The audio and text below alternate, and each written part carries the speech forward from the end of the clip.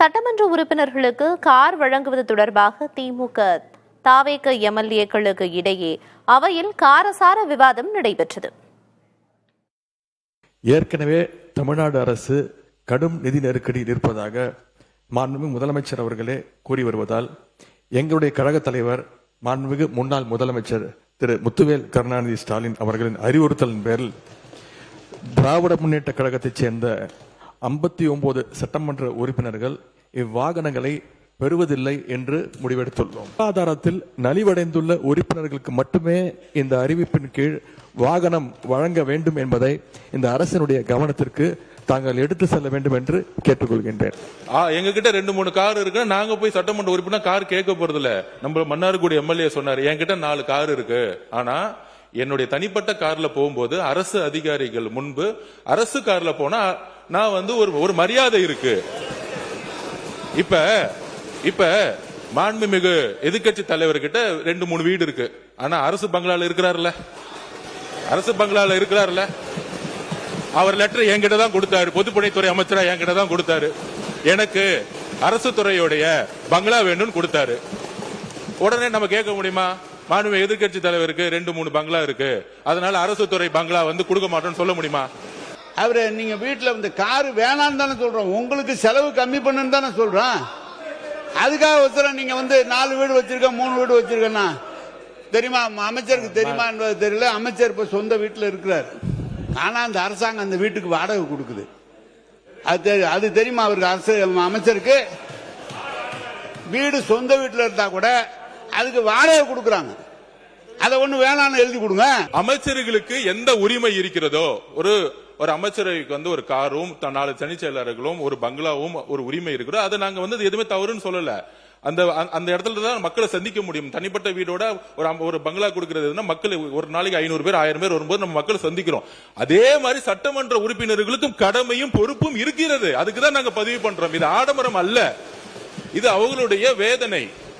அதுதான் நான் சொல்ல வரோம். அதாவது நம்மளுடைய என்ன சொல்றது, தேர்தல் இதுல 10,000 ரூபாய் இருக்குன்னு சொல்லிட்டு ரேஞ்ச் ரோவர் கார்ல போகக்கூடிய அமைச்சர்கள் இங்க கிடையாது. எங்களுடைய தேர்தல் அறிக்கையில எங்களுடைய நாமினேஷன்ல என்ன இருக்கோ, அதுதான் நாங்க பதிவு பண்றோம். நாங்க 3 துறைகளின் கோப்புகள் குறித்த நடவடிக்கை எடுக்க ஏன் தயங்குகிறீர்கள் என எதிர்க்கட்சித் தலைவர் உதயநிதி ஸ்டாலின் கேள்வி எழுப்பியதற்கு பொதுப்பணித்துறை அமைச்சர் ஆதவர்ஜுனா பதிலளித்தார். ஆதாரம்னு கேட்குறாங்க. ஒரு 1 வீக் பேக் மாண்புமிகு நிதி அமைச்சர் பேசும்போது ஒரு 3 டிபார்ட்மெண்ட்ல இருந்து ரிவ்யூ பண்ணி அந்த ஃபைல்ஸ்லாம் என் டேபிள்ல இருக்குன்னு சொன்னாரு. அது ஏதோ போற போக்கில் அவர் சொல்லல, உண்மையிலேயே என் டேபிள்ல இருக்கு. அத்தனையும் ப்ரூஃபோட இருக்கு. ஓபன் பண்ண வச்சிடாதீங்க. எப்போ ஓபன் பண்ணணுமோ அப்போ கரெக்டா எல்லாமே ஓபன் ஆகும். தன்னுடைய டேபிள்ல 3 ஃபைல்ஸ் இருப்பதாகவும் அந்த ஃபைல்ஸை அவர் திறந்து பார்க்க வச்சிடாதீங்க அப்படிங்கிற தோணியில் எங்களுடைய அரசை குற்றம் சாட்டுகின்ற வகையில் குறிப்பிட்டு பேசியிருக்கிறாரு. அந்த ஃபைல்ஸை நாங்கள் கேட்டுக்கொள்வது, தயவு செய்து அவர் திறந்து பார்க்க வேண்டும், அது மீது அவர் ஆக்ஷன் எடுக்க வேண்டும். எதற்காக பயப்படுறீங்க? எதற்காக காலம் தாழ்த்துறீங்க? இதையே 3 மாசமா சொல்லிட்டு இருக்கிறீங்க. எங்களுக்கு எந்த பயம் கிடையாது. ஒவ்வொரு தலையிலும், முக்கியமாக நெடுஞ்சாலை துறையிலும் சரி, முக்கியமாக பொதுப்பணி சொல்லி வெள்ளை வேறிக்கை வெளியிட்டு முதலமைச்சருடைய அலுவலகத்தில் அந்த ஃபைல் இருக்கு. கண்டிப்பாக ஆதாரத்துடன் சட்டப்படியான நடவடிக்கை எடுக்கப்படுங்கிறத முதலமைச்சர் சொல்ல வந்தது. இதை யாரும் அவர் சொன்ன அர்த்தம் அன்னைக்கு அவைக்கு அவர் வரல. அது அவருடைய ப்ராப்ளம். அது செய்திகளை அடுத்தடுத்து பார்க்கலாம். தொகுதி மறுவரையறை விவகாரத்தில் திமுகவின் நிலைப்பாடு மாறுவது போல் உள்ளது என்று பொதுப்பணித்துறை அமைச்சர் ஆதவர்ஜுனா கூறினார். சட்டமன்றத்தில் பேசிய அவர் 543 என்ற எண்ணிக்கை அப்படியே தொடர வேண்டும் என்றும் 50 விழுக்காடு இடங்கள் அதிகரிப்பு என்பது தமிழ்நாட்டுக்கு செய்யும் துரோகம் என்றும் அவர் கூறினார். இது தொடர்பான தீர்மானம் நாடாளுமன்றத்தில் வரும்போது தமிழக எம்பிக்கள் உள்ளே இருந்து எதிர்ப்பு தெரிவிக்க வேண்டும் என்று தெரிவித்தார். திமுகவோட நிலைப்பாடு மாறுற மாதிரி இருக்கு. 543 இல்ல நான் பேசி முடிச்சிடுறேன், அதுக்கப்புறம் எதிர்க்கட்சி தலைவர் பதில் சொல்லட்டும். என்ன மாறுற மாதிரி விளக்கம் சொல்லுங்க. பேசி தமிழ்நாட்டு மக்களுக்கு ஒரு பிரச்சனை வரும் பொழுது 50% உங்களுக்கு அதிகமான எம்பி கொடுக்கறங்கிறது இது வரைக்கும் தமிழ்நாடு மக்கள்கிட்ட இருந்து எந்த விதமான கோரிக்கை வந்ததே கிடையாது. திமுகவும் அந்த கோரிக்கை வச்சது கிடையாது. அதனால அப்படி ஒரு தீர்மானம் ஏதாச்சும் ஒன்றிய அரசு கொண்டு வந்தா 39 எம்பிகளும் அவையில் இருந்து, முக்கியமா நாங்கள் சொல்றது அவையில் இருந்து புறக்கணிச்சுட்டா அதுவும் ஒன்றிய அரசுக்கு ஃபேவர் ஆயிரணும். அந்த புதிய 50% இன்கிரீஸ் பண்ணாலுமே தமிழ்நாட்டுக்கு செய்யக்கூடிய துரோகம் தான் அதுங்கிறத நாங்கள் பதிவு பண்ணிக்கிறோம். இப்ப 543 நிப்பாட்டுங்கிறது தான் எங்களுடைய முதலமைச்சரும் சரி, அரசும் சரி, அன்னைக்கு ஏற்ற தீர்மானமும் சரி.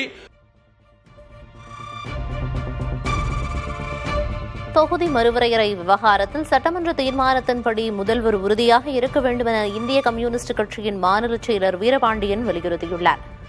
திருச்சி மாவட்டம் மணப்பாறையில் பேட்டியளித்த அவர் அயலகத்தில் பயில்கின்ற மாணவர்களின் நலனில் முதல்வர் கூடுதல் கவனம் செலுத்தவும் வலியுறுத்தினார்.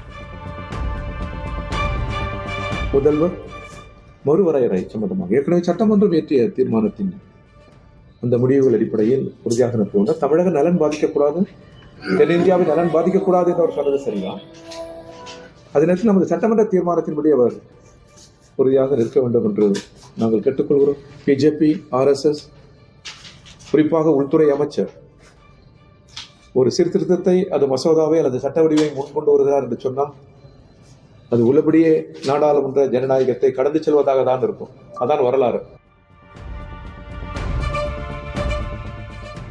மெரினா கடற்கரை பகுதியில் உள்ள முன்னாள் முதல்வர் ஜெயலலிதா சிலையை பராமரிப்பது குறித்து சட்டப்பேரவையில் விவாதம் நடைபெற்றது. ஜெயலலிதா சிலை முழுமையாக பராமரிக்கப்படாமல் உள்ளதாகவும் தேவையெனில் அதற்கான செலவை தாங்களே ஏற்றுக்கொள்வதாகவும் அதிமுகவைச் சேர்ந்த முன்னாள் அமைச்சர் சி. வி. சண்முகம் கோரிக்கை விடுத்தார்.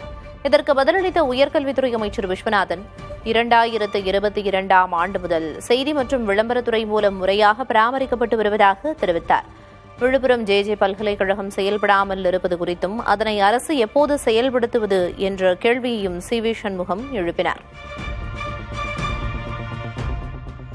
திரு JJ அம்மா மாளிகையிலே வளாகத்திலே முழு உருவ சிலை அமைக்கப்பட்டிருக்கிறது. அந்த முழு உருவ சிலையிலே இப்போ பராமரிக்கப்படாமல் அம்மாவுடைய பிறந்தநாள் அன்று மட்டும் அரசின் சார்பாக மாலை அணிவிக்கப்படுகிறது. இந்த அரசு மாண்புமிகு அம்மாவுடைய சிலைக்கு தினந்தோறும் மாலை அணிவிப்பதற்கும் முன்வழியாக செல்வதற்கு வழி ஏற்படுத்தி தந்து வேண்டுமென்றால் அந்த பராமரிப்பு செலவையும் மாலை அணிவிப்பதையும் நாங்களே ஏற்றுக்கொள்கிறோம் என்று மாண்புமிகு முதலமைச்சர் அவர்களுக்கு நான் ஏற்கனவே கடிதம் கொடுத்திருக்கிறேன். செய்தி மக்கள் தொடர்பு துறையால் மலர் அலங்காரம் செய்யப்பட்டு வருகிறது என்பதையும் மாண்புமிகு முன்னாள் முதலமைச்சர் அவர்களினுடைய திருவுருவச் சிலை முறையாக பராமரிக்கப்பட்டு வருகிறது என்பதையும் இந்த மாமன்றத்தில் மாண்புமிகு உறுப்பினர் அவர்களுக்கு பணிவோடு தெரிவித்துக் கொள்கிறேன்.